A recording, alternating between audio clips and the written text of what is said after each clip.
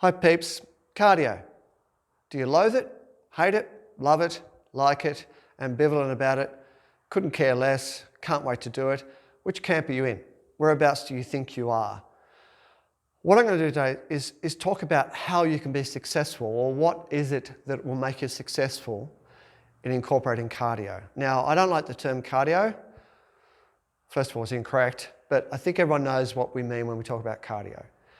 Just to make it perfectly clear what cardio kind of is in the general lexicon of how we go about using it most every day and how it's used by most people, I'm separating cardio from everything that's kind of strength-based. So if you're a powerlifting or into powerlifting or strongman, maybe you're into bodybuilding or body sculpting, maybe those lifting disciplines, they do have a cardio component to them, but in essence, they're not. They're anaerobic, right? They are a different type of system. They create a different outcome, a positive outcome, but it's different to cardio. So everything that isn't those lifting disciplines, we can kind of lump into cardio. More precisely, things like treadmill running, jogging, cycling. Not talking about competition level stuff here, we're just talking in general, recreational stuff. Swimming, general sort of day trip hiking, 1 hour, 2 hour walks, that kind of thing. Now we have, of course, there are different levels of intensity of cardio. I don't want to get into that at the moment, but these are all more cardio based. So to simplify it even further, we could say cardio is when you kind of get that light sweat up at minimum and sustain it. For how long? That's, to be reasonable, about half an hour to about a maximum per day of about an hour. This light sweat, okay, just a light sweat. You can go more intense than that and get quite a pronounced sweat, okay, where you are literally feeling like you're sweating quite profusely. Okay, well that's a higher level. Let's call that moderate to vigorous cardio. But I don't want to get into the semantics of what levels we're at. I'm just talking in general at the moment about cardio. Now, come back to that again. What is it about cardio that is important? So I've got in my mind two people here, two frames of people that can benefit, everyone can benefit from, but I'm thinking about two demographics principally. The first one is people looking at a weight loss program and a sustainable weight loss program. Something they're going to do for the rest of their life, not till Friday, right? They're looking at creating a sustainable weight loss program or achieving a weight outcome and sustaining it the rest of their life. Followed closely by people who are in the fitness camp who just want to get fitter, general fitness, right? So cardio for them can kind of work the same way. All right, let's talk a bit more specifically about that. So both of those camps of people, those that are looking to achieve a body weight outcome, lower their body fat, lower their body weight, and those people after general fitness just feel fitter, more energized, more vigorous, etc. Those people can use a very similar cardio kind of equation here. And the equation is really simple. If you plan to do or succeed at your fitness outcomes, whether it's weight loss or, again, just getting fitter, and you want to sustain that for the rest of your life, and I'm talking to people who want to do that, not to people who've got an event coming up, they just want to get shredded for it for 6 weeks and they go back to their old habits. I'm not interested. You can stop the video now and go. This is not for you. I'm only interested in talking to the people who want to make cardio part of their life forever, okay? Which should be, in essence, all of us. But anyway, let's talk about those two camps. You've got to have a strong think about what cardio is to you, okay? Now, what I mean by that is, do you like it? Do you loathe it? Do you love it? Couldn't care less about it? Just do it because you have to. All right?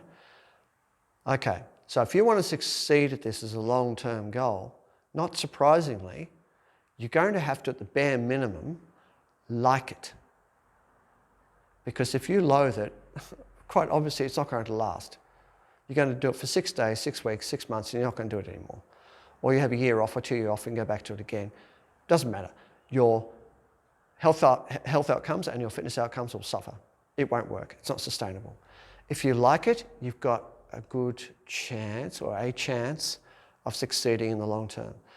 If you love it, you've just got to be careful too that you don't overdo it.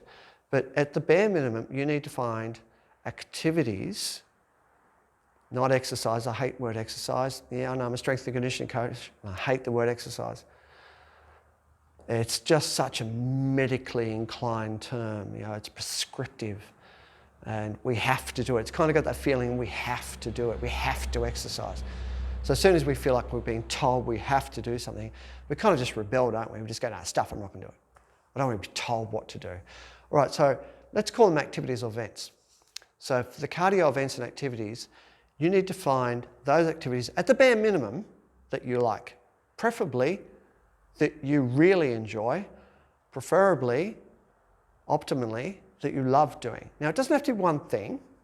You don't have to love running. You don't have to love cycling and everything else. You just won't do it. That's not a good idea either. It could be a spectrum of things. It could be 2, 3, 4 things, 5 things. Who cares? Doesn't matter. But you have to find at least 1, preferably 2, preferably 3 things during a week that you can cycle in and out of. That you can do on one day, alternate with something else on the next day, and so forth. Because you're going to be doing this with a mindset to the long term. The long term is a lifetime. So you need to really think hard about it. Now, you can't have done all, not everyone's got the capacity to do every kind of cardio, event, activity, exercise, because maybe they just don't have access to them. If you don't have access to a swimming pool where you can't swim, well, guess what? You're probably not going to swim. That's called drowning. Not a good idea. Burns a lot of energy for a short while, but not sustainable. Don't go there. So you need something that you can pretty much, without too much resource on your part, get up and just do it. Now, straight to mind comes cardio activities like running. Just put on a pair of shoes, shoot off you go. Anecdotally, from what I've experienced personally and as I've done it with clients, the area that I work in is in strength. The time I've been in this particular premise, 3.5 years, no injuries. There will not be injuries here. There may be minor grade 1 sprains at worst. A couple of days, a bit tender, that's it. Fundamentally, the most anyone's ever going to suffer here is some DOMS, some soreness, muscle soreness. And even then, that's rare. So no injuries in this type of activity. There are cardio activities that inherently, for most people, just aren't a good idea, whether you love them or not. And whether we like it or not, sports or activities like running, unless you're built for it, unless you've got fantastic technique because you've been shown by an expert how to run properly, and in all honesty and hand on heart, you can say, yeah, I've got great technique and I've had it critiqued, you shouldn't be running. Now, for all the runners out there, they're going to go, oh no, that's bullshit. I love running. I want to do running. Well, you're going to do it anyway. It doesn't matter what I say. But you are eventually, in the long term, 5 years, 10 years, 15 years, going to create a problem, right? In your hips, in your knees. It could be further up, lower back, could even be in your shoulders. You are going to come across a problem because as humans, we're structured very differently. Some of us don't have a good running technique. In fact, most of us don't. So there are some activities for the long term you should be really careful about. So if you love running, maybe you just got to give it a bit more thought. Maybe you've got to turn to things like running in soft sand on the beach and doing it in shorter spurts. Maybe you only run on really well-formed running tracks, if there are such a thing where I am in Hobart. I remember in Finland they have bark-filled running tracks. So you're running on bark. It was like cushioned the whole way. Maybe there's something like that in Hobart. I doubt it, but maybe there is. So if the area that you live in sustains kind of that how do we say it, attention to detail, and they really do want to encourage, the councils want to encourage people to do that type of activity, they may have these type of running tracks or these areas which are more shock absorbing. Maybe, maybe not. If you love cycling, are there cycling tracks everywhere that you are living? Is it dangerous to get out the main roads? The drivers just don't get it. There's just no history of cycling in your area, and people just pull up behind you and hate your guts before, before they know anything about you. You're just a cyclist. They just want to run you over. I know that's wrong, but that's just reality. Some places just aren't built to sustain cycling. That doesn't mean the councils can't integrate places, and maybe they have, maybe they haven't. I'm not a cyclist. I know Hobart's getting better and better at it, but I've got one client here who's just started cycling. She will not go on the main roads. She's too scared. She's shit scared of going on the main roads. I've got another previous client here who's had several accidents on their bike. Another client also, quite a bad accident on their bike.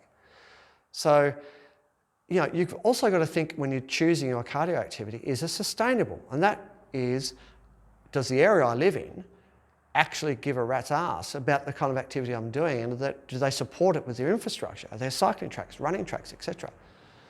Need to give that some thought. Look, there are a whole gamut of different cardio activities, but you've got to start to explore the options. Try them. Anything, at minimum, where you get that light sweater and sustain it for 30 minutes, preferably 45 minutes, even better an hour, that steady state cardio. I'm not talking balls to the wall, flat, jack strap flat, flat out HIIT training, which, by the way, most people haven't got a clue what HIIT training is. So if you see it advertised as at a gym, we're doing HIIT training, they are not. HIIT training is extremely difficult. It is exhausting exercise. It is at the top end of the highest level of intensity of cardio you can do, right? I am not a huge proponent of HIIT type training. First of all, it's extremely hard. It takes 1 or 2 days to recover from it if you do it properly, and it's not just cardio, it crosses back into resistance training. So anyway, I digress.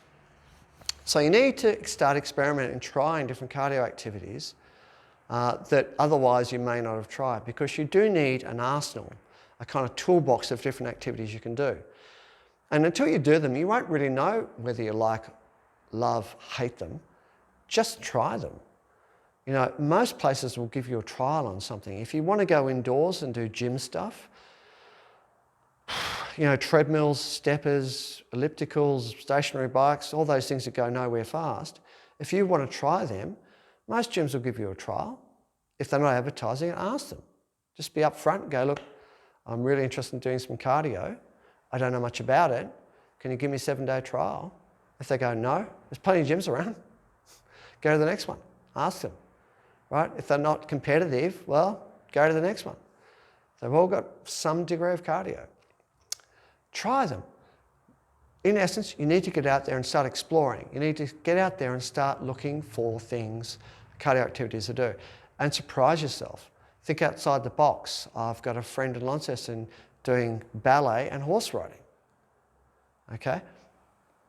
Try that. Try some martial arts. But you need to have activities that you can alternate through the week, every day, for that mild degree of sweat at minimum, for 30 minutes to an hour preferably.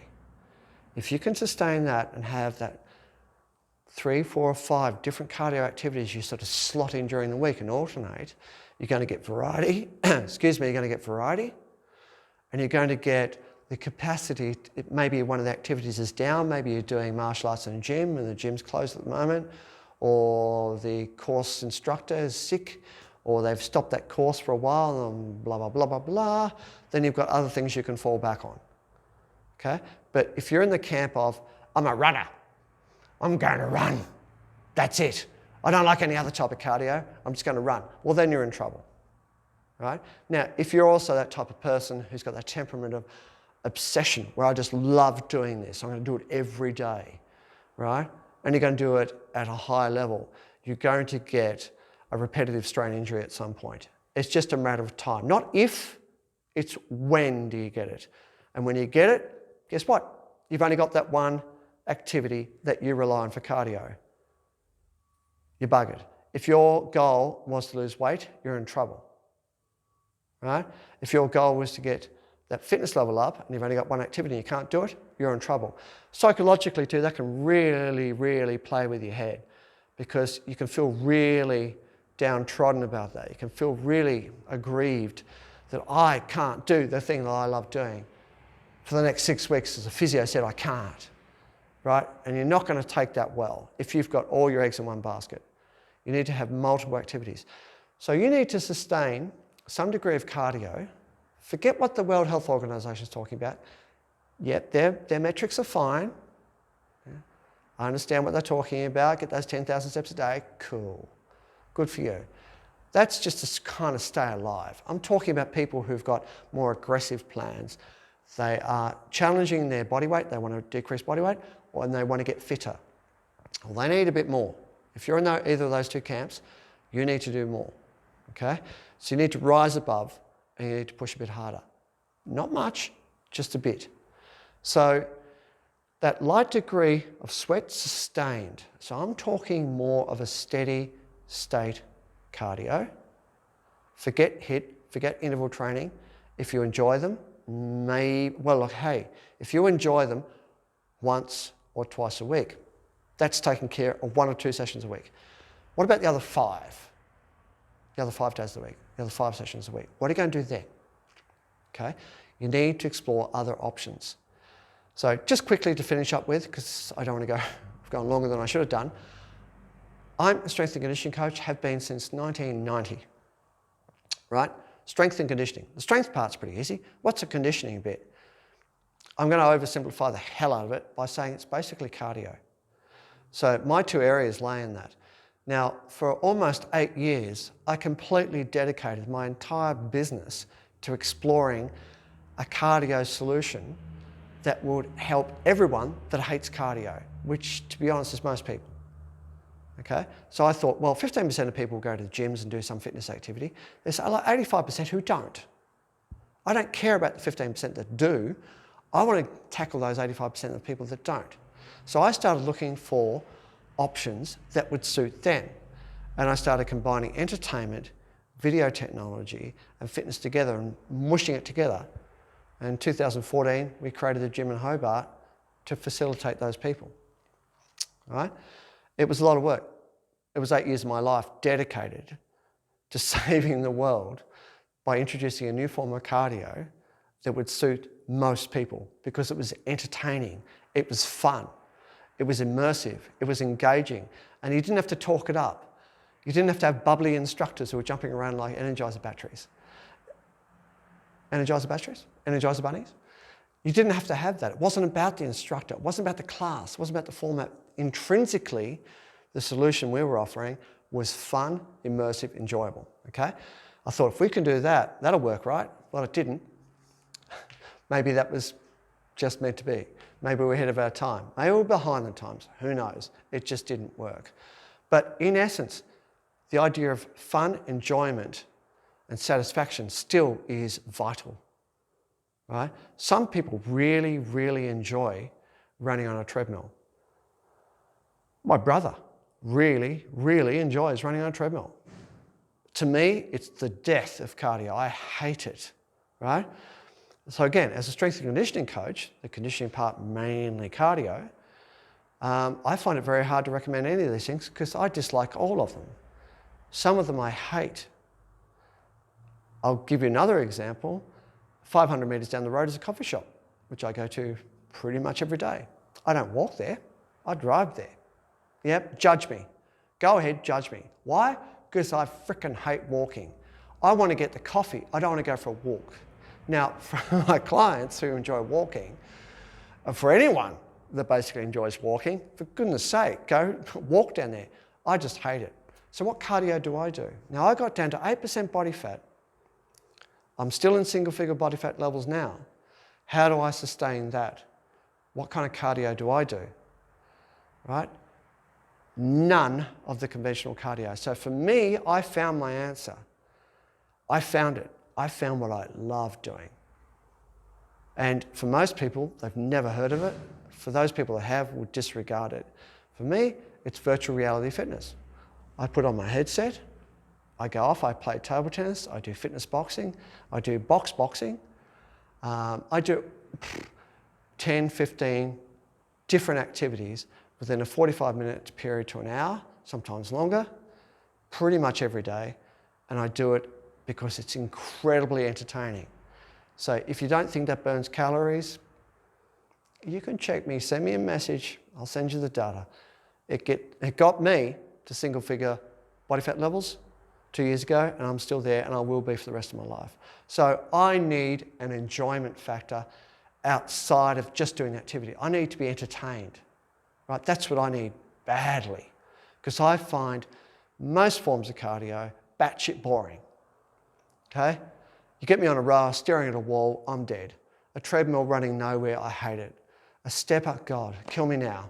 Right? A stationary bike, what? I'm on a bike going nowhere. It doesn't make any sense. My head's going, what? Stop, don't do this. I hate it, right? Then the idea of actually doing it in a group of other people doing the same thing, going nowhere, makes it farcical to me, makes it ridiculous. But other people enjoy that. Fine, if you enjoy it, do it. But have in your toolbox multiple forms of cardio to do. And maybe explore the idea of virtual reality cardio. It's very cheap, very accessible. It's pretty cool stuff. If you need to know more about it, shoot me a message. Okay, thank you for surviving this long. I've gone about 5 minutes overdue. Have a think about that. Find the cardio activities you at least like, preferably love. Have 2, 3, 4, 5 of them in stock. Alternate them during the week. Do that and you've got a sustainable cardio plan for the rest of your life. Give it a go.